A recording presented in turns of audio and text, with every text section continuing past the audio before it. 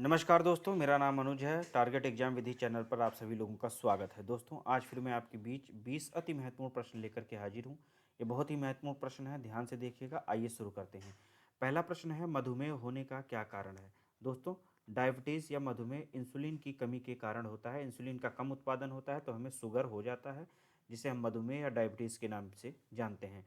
Insulin hormone beta कोशिकाओं या beta cell द्वारा स्रावित होता है। इंसुलिन का अल्पस्रावण, जिसे जो हम लोग हाइपोग्लाइसीमिया कहते हैं, वह मधुमेह का कारण बनता है।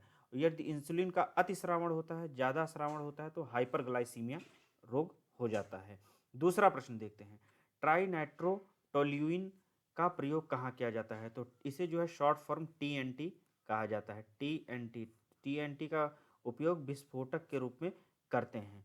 तीसरा प्रश्न है आपका, तापमापी या थर्मोमीटर में किसका उपयोग पारा के स्थान पर किया जाता है? पारा के विकल्प के रूप में किया जाता है। यदि पारा नहीं है तो हम लोग गैलिस्टन का उपयोग तापमापी में करते हैं, गैलिस्टन।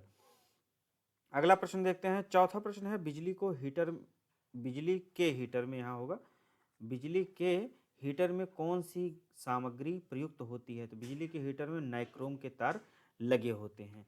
पांचवा प्रश्न, हरे पौधे सौर ऊर्जा को किस ऊर्जा में परिवर्तित करते हैं? सौर ऊर्जा को हरे पौधे रासायनिक ऊर्जा में परिवर्तित करते हैं। छठवां प्रश्न देखते हैं। छठवां प्रश्न है, सिलिकॉन किस प्रकार का पदार्थ है? तो दोस्तों, सिलिकॉन जो होता है वह अर्धचालक होता है, जिसे हम सेमीकंडक्टर कहते हैं। सिलिकॉन, जर्मेनियम, कार्बन आदि ये सभी अर्धचालक पदार्थ होते हैं। अर्धचालकों की विद्युत चालकता अचालकों की अपेक्षा अधिक और सुचालकों की अपेक्षा कम होती है। जो अर्धचालक होते हैं वह अचालक की अपेक्षा अधिक और सुचालक की अपेक्षा कम इसमें चालकता होती है। इन पदार्थों की जो प्रतिरोधकता होती है वह ताप बढ़ने पर घट जाती है। अर्थात जब ताप बढ़ेगा तो ये कम प्रतिरोध करेंगे और चालकता बढ़ जाएगी, अर्थात चालकता बढ़ जाएगी। सातवां प्रश्न देखते हैं। सातवां प्रश्न है, किस देश में वस्तु एवं सेवा कर जीएसटी सबसे पहले लागू किया गया था? दोस्तों, जीएसटी सबसे पहले 1954 में फ्रांस में लागू किया गया था। आंसर आपका होगा फ्रांस। जीएसटी सबसे पहले फ्रांस में लागू किया गया था। इस समय भारत समेत 160 देश जीएसटी लागू कर चुके हैं। और जब कोई देश जीएसटी लागू करता है तो उसके पीछे की थीम क्या होती है, मोटो क्या होता है? One nation one tax. एक टैक्स के अंदर पूरे देश को ले आते हैं, एक टैक्सेशन सिस्टम के अंदर। आगे देखते हैं। सितंबर 8, 2016 को 101वें संविधान संशोधन के जो है के आधार पर जीएसटी को 1 जुलाई 2017 को विजय केलकर समिति की सिफारिश पर लागू किया गया था। इसकी 4 दरें हैं, 5, 12, 18, 28। अगला प्रश्न देखते हैं। आठवां प्रश्न है आपका, कौन सी नदी दक्षिण भारत के प्रसिद्ध तीर्थ स्थान तिरुत्तनी से होकर बहती है? तो दोस्तों, नंदी नदी तमिलनाडु के तिरुत्तनी है, मुरुगन, भगवान मुरुगन का मंदिर है। यह तिरुवल्लुवर जिले में तमिलनाडु में स्थित है। इसके बगल से नंदी नदी बह करके निकलती है।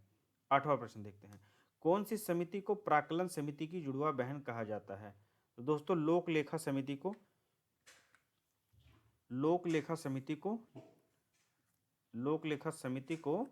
प्राक्कलन समिति की जुड़वा बहन कहते हैं। प्राक्कलन समिति में 30 सदस्य होते हैं और सभी जो है लोकसभा द्वारा निर्वाचित होते हैं।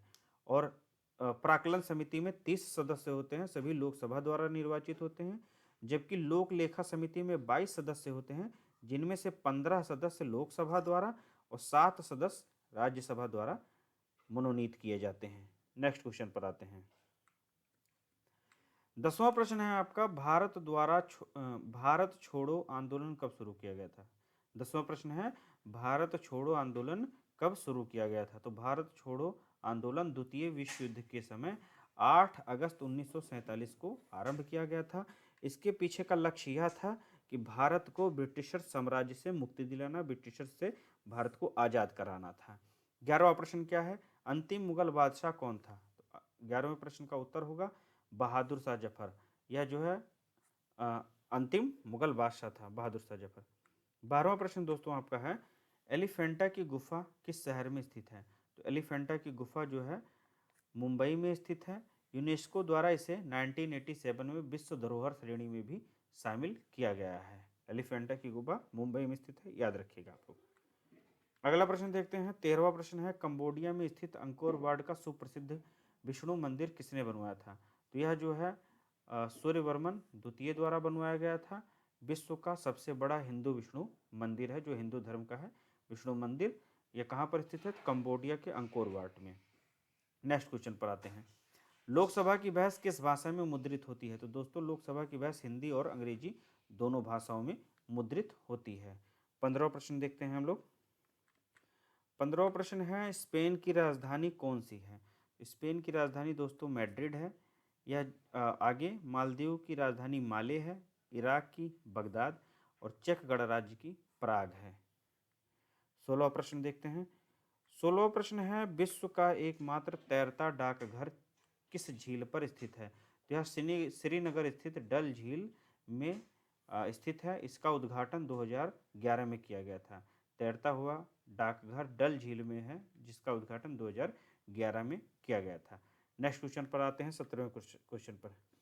17वां क्वेश्चन है आपका, उत्पादक क्षमता बढ़ाने वाले व्यय किस प्रकार के व्यय का उदाहरण है? तो यह जो है निवेश व्यय है। निवेश आय का वह भाग है जो वास्तविक पूंजी निर्माण के लिए खर्च किया गया है। यदि निवेश होगा तो उत्पादन क्षमता बढ़ेगी। नेक्स्ट क्वेश्चन पर आते हैं। 18वां प्रश्न है, कल्याणकारी राज्य संबंधी विचार किसमें दिए गए हैं? तो यह राज्य के नीति निर्देशक सिद्धांत में या राज्य नीति संबंधी नीति निर्देशक तत्व में दिए गए हैं, जिसे हम लोग डीपीएसपी कहते हैं। डीपीएसपी जो कि लिखा भी है। भारत के संविधान के भाग 4 में इसका वर्णन है। अनुच्छेद 36 से 51 तक यह वर्णित है। आगे देखते हैं। 19वां प्रश्न है, पश्चिमबंगम सप्लाई वक्र का संबंध किससे है? तो दोस्तों पश्चिमबंगम सप्लाई वक्र का संबंध श्रम बाजार से होता है।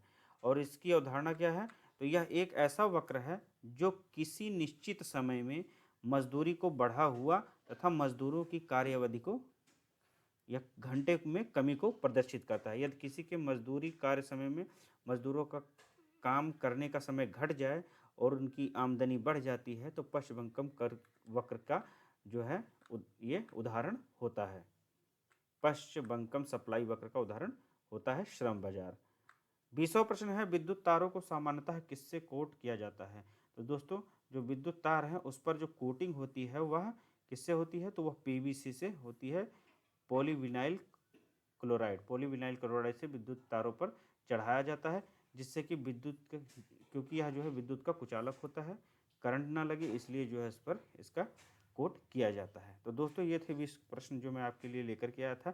इसी तरह मैं आपके लिए और क्वेश्चंस लेकर के आता रहूँगा। तब तक के लिए नमस्कार।